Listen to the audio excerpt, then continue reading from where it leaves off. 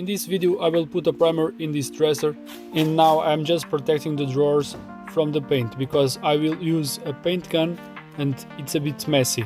This is not rocket science, you just need to cover the majority of the space between the drawers and the dresser so the paint don't pass through. This dresser is already sanded, as you can see.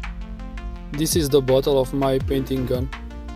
It's a big one, and you should always rinse the paint before putting on the spraying gun.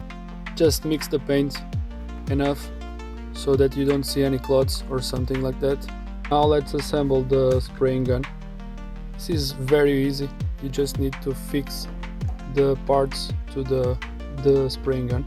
Now it's just very easy, you just need to be at the same distance from the furniture. Because the furniture is very dark, you will see a bit through, but it's okay. If you need, you can put a second coat of primer and that should be okay. And this is the final result for the first coat.